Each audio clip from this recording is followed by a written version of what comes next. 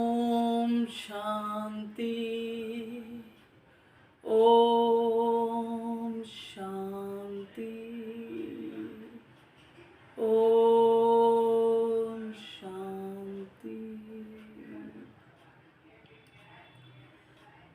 बाबा, मैं आत्मा हंस बन गई। बाबा, आपने मेरी बुद्धि को हंस बना दिया है।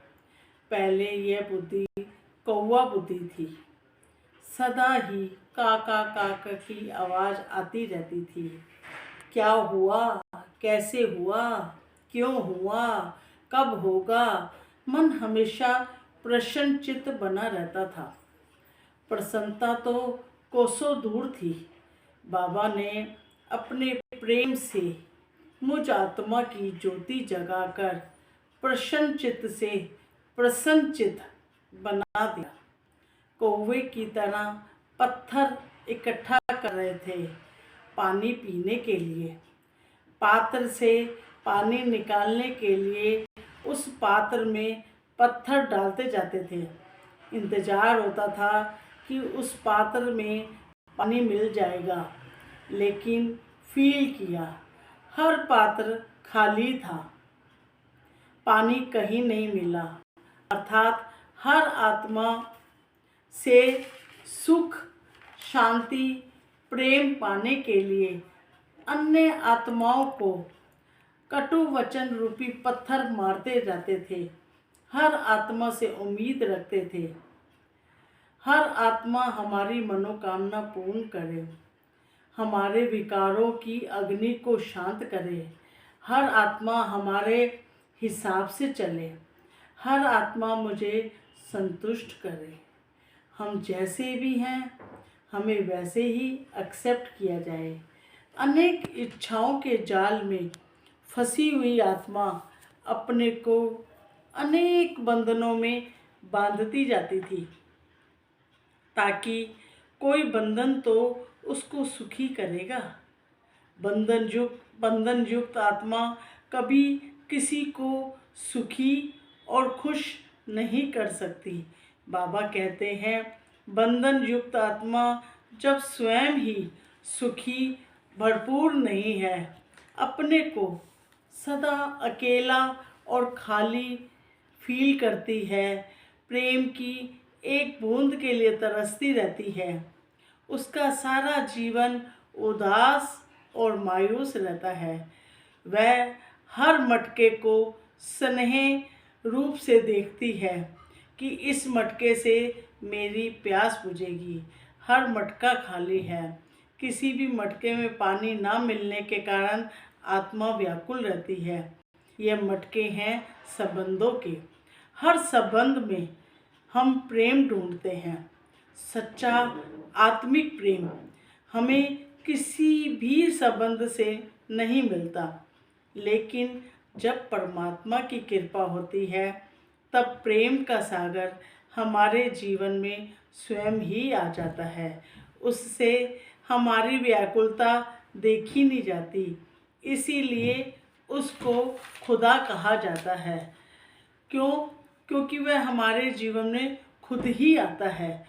हमारा संबंध जब परमात्मा अर्थात शिव बाबा से जुड़ता है, सबसे पहले हम जैसे भी हैं वह हमें वैसे ही एज इट इज़ अपना लेते हैं।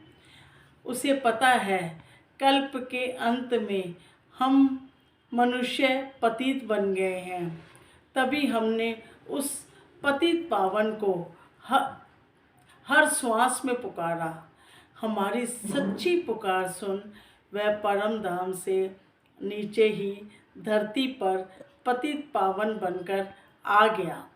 हम पतितों को अपना प्रेम देकर हमें पतित से पावन बनाया। हमारा बाप बनकर आया, उसने हमें अपना बच्चा बना लिया। जिस दिन हम उसको अपना पिता का संबंध जोड़ते हैं, हम उसके यहाँ जन्म लेते हैं। जन्म लेते ही हम उसके वर्षे के मालिक बन जाते हैं। जब भी कोई आत्मा जहाँ जन्म लेती है तो उसके पिता उसके घर का सारा वर्षा उसका अपने आप ही हो जाता है। वह उस घर का मालिक पैदा होते ही बन जाता है।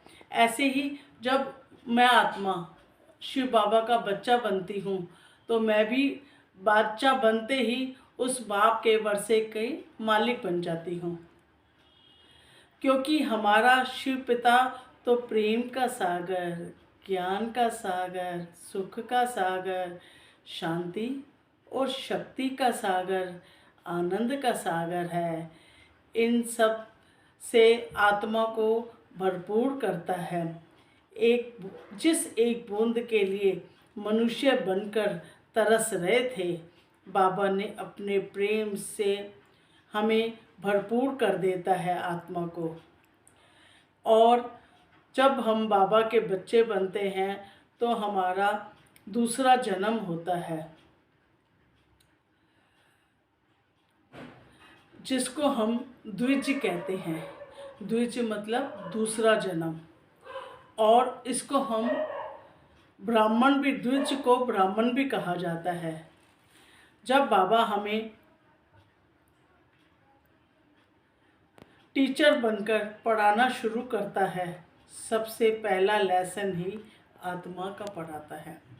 सबसे पहले A4 आत्मा का लेसन पढ़ाता है, अर्थात मैं शरीर को धारण करने वाली मैं आत्मा हूँ। मैं चैतन्य शक्ति आत्मा हूँ। मैं शरीर नहीं हूँ। सारी हलचल शरीर में मुझ आत्मा से ही है। मैं ज्योति बिंदु आत्मा भृगुटी में विराजमान हूँ।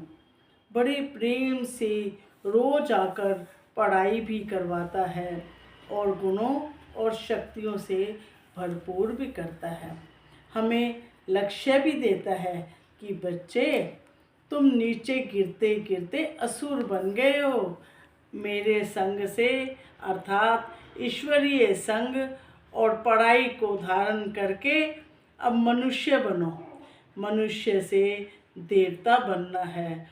तुम्हारा लक्ष्य है नर से नारायण बनना और नारी से लक्ष्मी बनना। ये आप आत्माओं का लक्ष्य है। इसीलिए अपनी मन बुद्धि की तार मुझसे जोड़ो, तो मैं तुम्हें सब तापों से, दुखों से छुड़ाकर कलयुगी दुनिया से तुम्हें सतयुगी दुनिया में ले जाऊंगा। बस मेरा संग करो, मैं तुम्हें अपने रंग में रंग दूंगा। तुम्हें कुछ भी नहीं करना, ना कुछ बनना है। बनो वो जिसमें तुम्हें कुछ बनना ना पड़े, अर्थात जो तुम सत्य हो, अविनाशी हो। सदा अपने सत्य स्वरूप का चिंतन करो। बार बार स्मृति दिलाओ कि मैं पवित्र आत्मा हूँ। इसी सोमान का चिंतन करो। चिंतन करते करते कब उसका स्वरूप बन जाओगे पता भी नहीं चलेगा। ओम शांति, ओम शांति, ओम शांति।